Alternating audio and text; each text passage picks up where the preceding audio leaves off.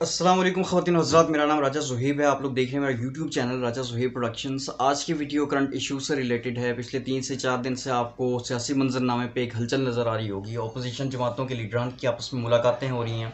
इसके पीछे बहुत बड़े बड़े मुहर्रिकात हैं, बहुत बड़ी वजूहात हैं।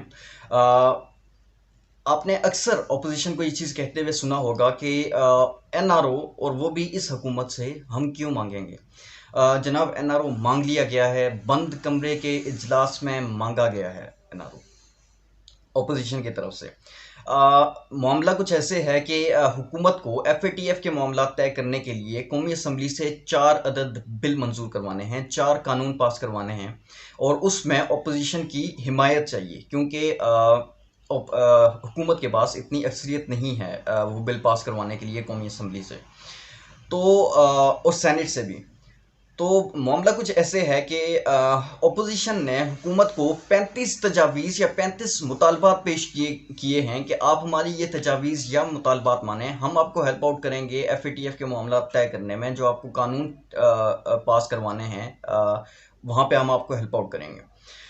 वो कुछ 35 तजावीज़ इस तरह की हैं कि पाकिस्तान का कोई भी शऊर रखने वाला शहरी वो तजावीज़ मानने की इजाज़त कभी भी हुकूमत को नहीं दे सकता। और हुकूमत तो खैर इन तजावीज़ पे बात करना तो दूर की बात, या मानना तो दूर की बात, सोच भी नहीं सकती ऐसी तजावीज़, क्योंकि ये तजावीज़ मानने के बाद हुकूमत को वो बिल पास करवाने का कोई फ़ायदा नहीं है।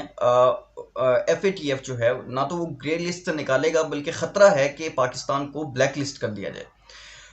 कुछ चंद एक मुतालबात जो हैं 35 मुतालबात में से मैं आप लोगों के सामने रखना चाह रहा हूँ। पहली तजवीज़ या मुतालबा जो कि अपोजिशन की तरफ से पेश किया गया है वो ये कि चेयरमैन नैब की इख्तियारात और मुद्दतें मुलाजमत में कमी कर दी जाए। हालांकि ये मुतालबा अपोजिशन की तरफ से बनता नहीं है, क्योंकि ये चीज़ जो मुद्दत मुलाजमत का तयन और इख्तियारात का तयन पीपल्स पार्टी और नून लीग की हुकूमत ने ख़ुद आपस में डिस्कस करने के बाद तय किया था, और ये उनके अदवार की चीज़ें तय हुई हैं जो आज भी इम्प्लीमेंटेड हैं। दूसरा मुतालबा जो अपोजिशन की तरफ से किया गया है, नवाज शरीफ को जहन में रख के ये मुतालबा सुनिएगा। दूसरी तजवीज़ या मुतालबा जो अपोजिशन की तरफ से पेश किया गया है वो ये कि हुकूमत कानून में कुछ ऐसी तरमीम करे कि सज़ा याफ्ता शख्स दोबारा मेंबर नेशनल असम्बली बन सके। मतलब एक मरतबा सज़ा हो चुकी है करप्शन केसेस में, तो वो दोबारा से मेंबर नेशनल असम्बली बने, दोबारा से प्राइम मिनिस्टर बने और दोबारा से वही लूट मार करे जो कि पहले किए जाने पे उसको सज़ा हुई है। तीसरा मुतालबा जो कि कानून ये कहता है कि किसी भी सज़ा याफ्ता मुजरिम को 10 साल तक नाअहल किया जाए। वो किसी भी कोई भी अवामी ओहदा रखने का अहल नहीं होता 10 साल तक। तो अपोजिशन का मुतालबा ये है कि इस सज़ा को 10 साल से कम करके 5 साल तक कर दिया जाए। चौथा मुतालबा जो एक हैरानकुन तौर पर अपोजिशन की तरफ से किया गया है कि आप 1 अरब से कम की करप्शन के केसेस जो हैं वो नैब को रेफर ना करें। मतलब यहाँ पे हलाल और हराम करप्शन का कॉन्सेप्ट मुतारिफ करवाने की कोशिश की जा रही है कि अगर 1 अरब से कम की करप्शन है तो वो आप पे हलाल है, वो आप नैब को ना भेजें, उसकी इंक्वायरी करने की ज़रूरत नहीं है। 1 अरब से ज़्यादा की जो करप्शन है वो आप नैब को रेफ़र करें, उसकी इंक्वायरी करवा लें आप नैब से।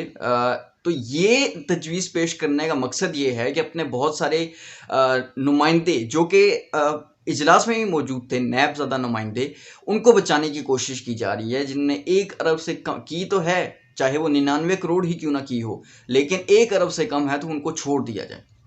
पांचवा और सबसे हैरानकुन मुतालबा जो कि अपोजिशन की तरफ से पेश किया गया है, ये एक बेसिकली मुतालबा है, तजवीज़ नहीं कह सकते इसको, कि बाहर के ममालिक में, आउट ऑफ कंट्री, किसी भी पाकिस्तानी की अगर कोई जायदाद है या किसी के पाकिस्तानी के कोई अकाउंट्स हैं, कोई जायदाद है या अकाउंट्स हैं, तो उसकी तहकीकात की जो जिम्मेदारी है वो नैब से ले ली जाए। मतलब नैब इस चीज़ का अहल भी नहीं होगा कि वो आउट ऑफ कंट्री जितने भी एसेट्स हैं या अकाउंट्स हैं उनकी तहकीकात भी कर सके। हालांकि FATF की तरफ से, FATF की तरफ से क्लियर गाइडलाइंस हैं कि आप टेरर फाइनेंसिंग और मनी लॉन्ड्रिंग को रोकें। तो इस तनाजुर में अगर ये मुतालबा देखा जाए तो ये सरासर पाकिस्तान को ग्रे लिस्ट से हटाने की नहीं बल्कि ब्लैक लिस्ट में धकेलने की कोशिश है। इन सब मुतालबात को देखते हुए ये चीज़ साफ जाहिर है कि अपोजिशन सिर्फ और सिर्फ अपना और अपने नुमाइंदों का या रहनुमाओं का बचाव चाहती है और कुछ नहीं। मेरी अपोजिशन से रिक्वेस्ट होगी, मेरी तमाम अवामी नुमाइंदों से रिक्वेस्ट होगी कि आप लोग कुछ भी करें, आप तमाम चीज़ों पे, तमाम इश्यूज़ पे सियासत करें, लेकिन एटलीस्ट मुल्की मफादात को अपने ज़ाती मफादात के लिए बालाए ताक ना रखें।